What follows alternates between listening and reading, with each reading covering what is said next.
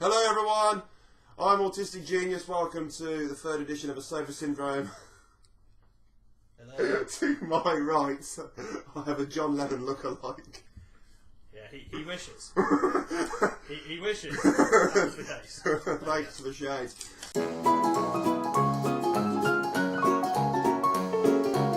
Could you tell everyone what your job title is, please? I am a tutor at Heart of Worcestershire College, and I'm currently delivering lectures on the creative media sector for interactive media and games development.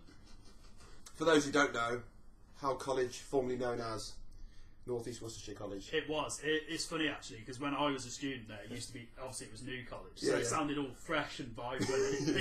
It was great to go to New College, and then when it became Howe College, it sounded like I was always questioning where I worked. So someone would ask me, where do you work, Jake? And I'd go, I work at Howe College. How? And it all sounds like a question. You say when you were diagnosed?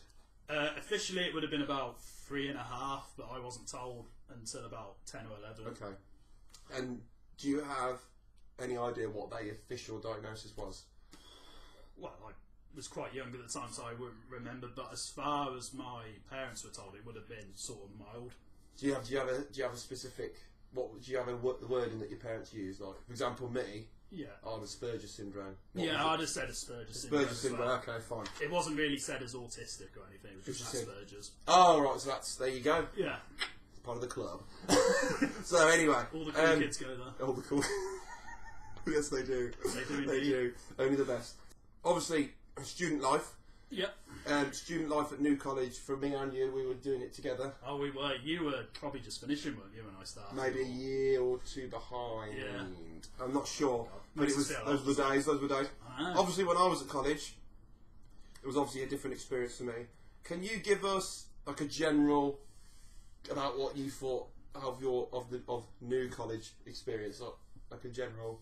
Well, I loved it. It was very independent. It was very, very inclusive. It was very. You had a lot of creative freedom to do what you wanted. You had a lot of expression. Had a lot of expression. The people were nice. Yeah. The students were great because you all had a mutual interest in something, and it was great. It's easier to socialise because if you go to a school, you do different lessons every hour, and it's harder to integrate because it's.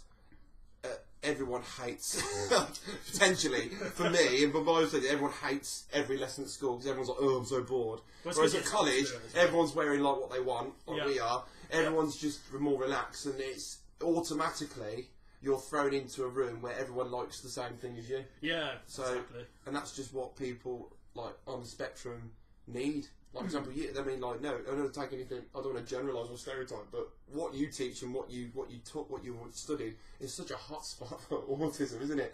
Yeah. Well, it's funny because there are a lot of the students I teach. A lot of them are somewhere on the spectrum. Yeah. Not all of them, but there are some who are on the spectrum. And if they don't have that particular condition, they have something semi-related. Yeah, really, yeah. Can you think of anything that a tutor did that you thought maybe was negative? Not at college, but certainly at school. Go on then. We had I know what I'm doing. I have done this before. I would have been about 10 or 11 years old. I'm sorry, can't go. No, it's fine. We'll keep going.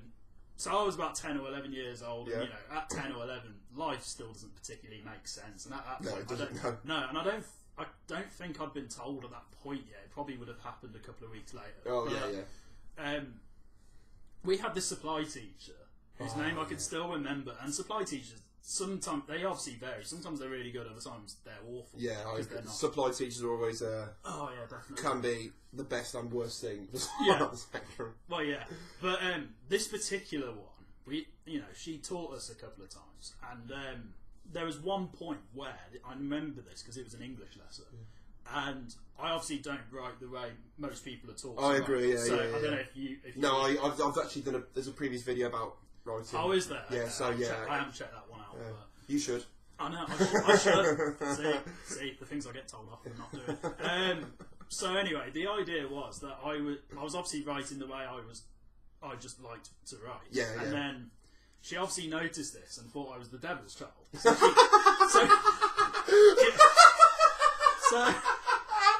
she she didn't say it like that, but she basically treated me as if I was scum.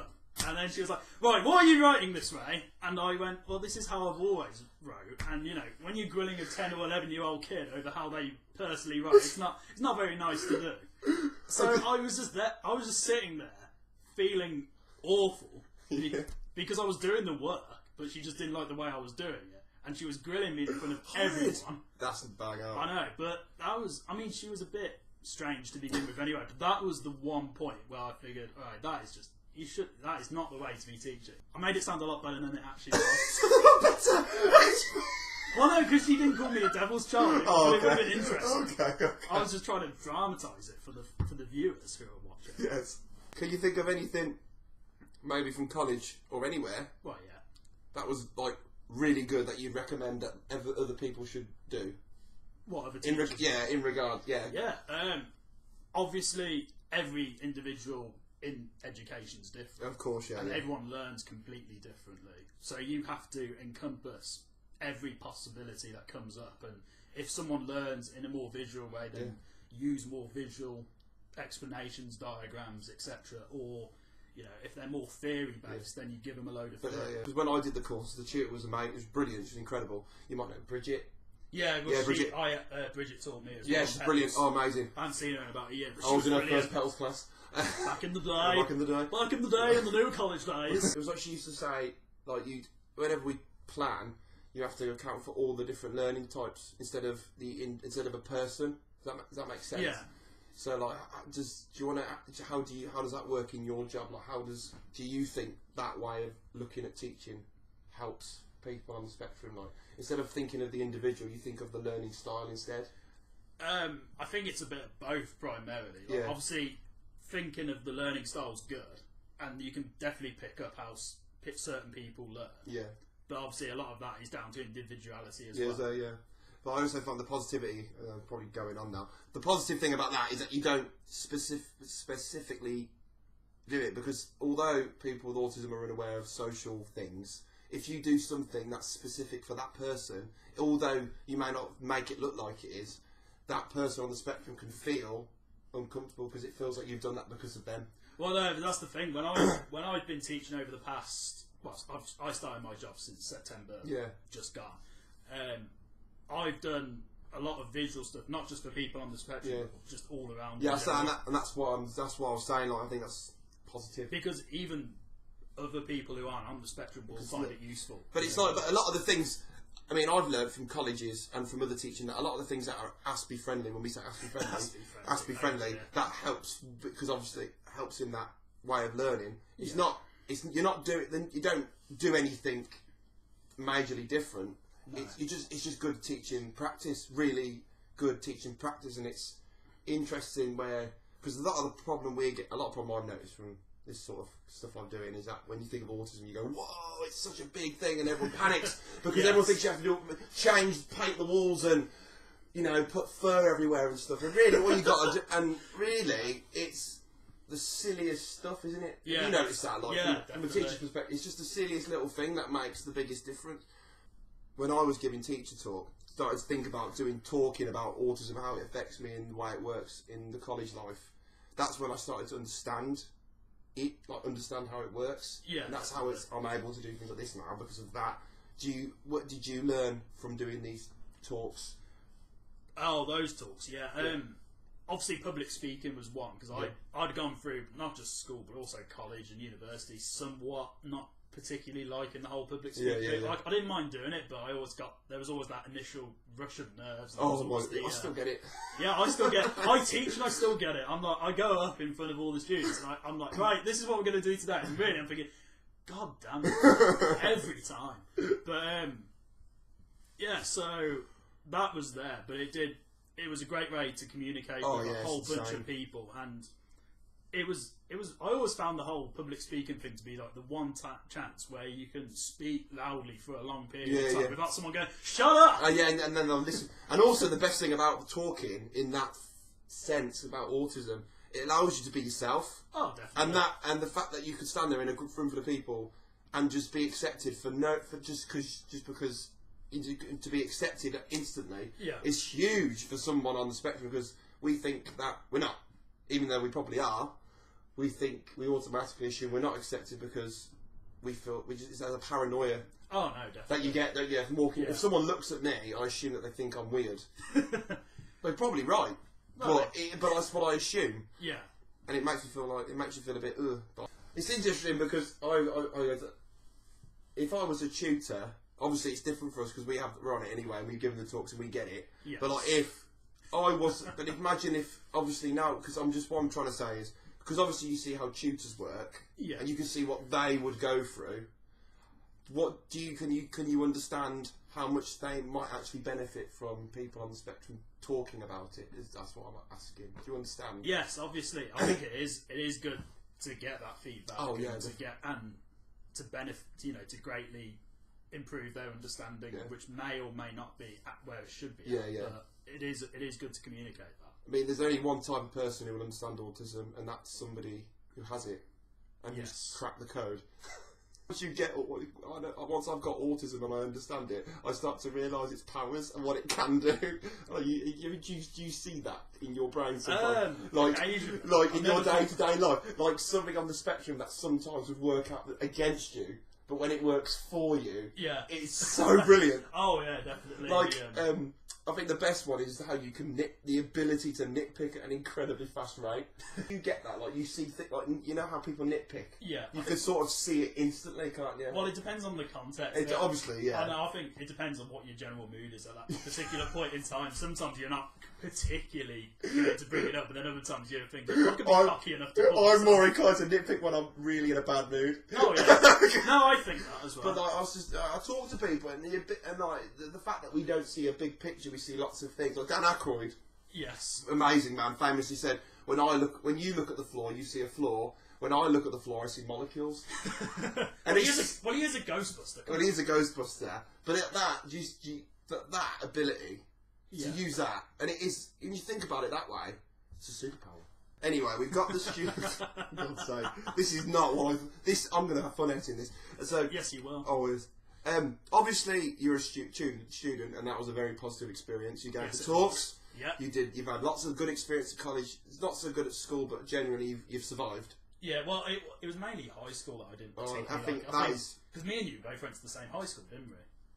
It was Tudor Grange now. Yeah, we did. Yes, we did go. I went through high school undiagnosed. Yeah, because I'm in Netty Town. I obviously had I had to go for it neurotypical. Yeah, well, that's the big... That's how it was. Obviously, just to bring up the contrast there that Tom's just said, obviously I was a bit more fortunate in that sense, because I was diagnosed so young. Obviously, throughout my education, teachers and my parents and various other people could obviously, sort of look into that and make sure that I got the best possible development I could. Whereas in your case, obviously, it was a bit late. I was just a little shit. Most of my educational life. And then really one day they went, oh. September. First week of September. Just walked into year 11. Oh, wow. That's my... It's 10 years in September. Wow, okay. Wow. That's a great celebration right there. 10-year autism anniversary. Wow. College was brilliant. Yeah, definitely. School there. Giving teacher training talks, amazing for your confidence. And definitely.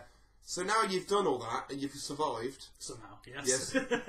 How different is college life as a tutor to a student for you? It's very different because obviously when I was a student, obviously most of us were the same age. Yeah. There was a lot of friendship groups going on. We all had the mutual interests in whatever subject we were doing, that kind of thing. Whereas when you're a tutor, you obviously have to step back quite a bit, and then you have to say,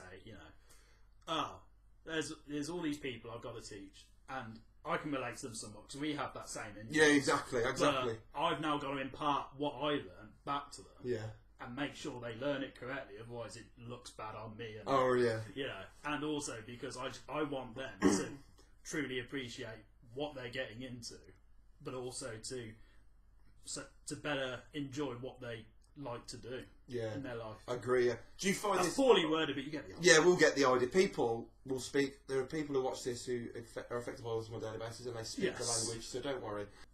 That's interesting because obviously in education there is a way of doing things in education to pass. Yes. Obviously, but what people don't realise is that there's an autistic way of doing things, which may be the right way, but not exactly the way you want. Oh yeah. So how do you take your potentially autistic way and mould it into the educational way that gets you through the course? Oh, that's a good question, actually. So don't think of it like that. Think of it what you did how you did things at college, yes, and how you passed it. So take what you did and how do you twist it and make it work for a general group of people. I try and dumb it down a little bit. Yeah, so obviously, when you get an assignment brief... Oh, horrible. Well, because, I mean, I've managed to teach via BTEC's method. Right. And BTEC's not bad, but they have a couple of things where it feels quite... Either right. it's dated or it's, I know what it's you mean. worded poorly or something like that. Some of them are, yeah. And, you know, I've seen bits that are dated that refer to acts that don't exist anymore. And I'm thinking, right, despite what it says on the brief, it needs to be updated in your work, because otherwise that doesn't really count. Yeah. So, you know, and also I just try and make it more relatable. So, you know, my students all know they enjoy what they do in real life, and that's why they're on the course. So then I try and embed real life scenarios that they've. Oh, that's easy. Yeah. And I hope it's relatable from that. You know, so if they've got, if I'm talking about a film or a game, for example, I use those as examples and how. That's how you got through it, though, isn't it? Yeah. Let's be honest. That's how you used to get through it. I remember our film talks. Oh, back in the day. Back in the day. Back in the day. Wow, that's quite amazing. Anyway, I think we'll end it because I might run out of memory. Oh dear. For this. I am so sorry. No, that's brilliant. No, exactly what I assume that these will take that long anyway. Let's hope the viewers haven't tuned out by this point. Oh, it'll be a lot shorter, trust me. Final question. Yes. This is the one that I always ask. If a man, say this man, Mr. Fred, Hello, came up to you and said, Jake, yes, I can take your autism away, or I can take your autism away with one click, would you do it? Well, you know, as a kid I was always told not to talk to strangers, but right now... He's not a stranger. Oh, I know. Did you know, actually? No, I won't go on. But, obviously it depends on the time more than anything, but right now, and fortunately it's the answer I've been able to say for the past few years, no. Because I feel like if such a convenient, I'm going to call it convenient, but say if a convenient drug existed, then it would cheapen everything I've done up to this point. It would cheapen everything that I've accomplished, and it's just too convenient, and it's not. You can't really live life that way. Absolutely, I agree. Yeah, and I just don't. It feels like I'd be sort of disowning my, life essentially, and I wouldn't be. I certainly wouldn't be the same person if I did. Thanks again for watching. It's amazing. Jake Potts, ladies and gentlemen. Before I go, this is Jake before he hit puberty. Yeah, that was back when I was more photogenic and cared about my appearance. Not really. How old were you? 18? I was 20. 20? Look at the baby face on that. That was a month before I moved out to university. Whoa! High times. I know. We hope not, because I had to get a grade, didn't I? Thank you so much for watching. This is Jake saying bye, Jake. Bye, Jake. Bye, everyone. Bye. Bye, everyone. Thanks for watching.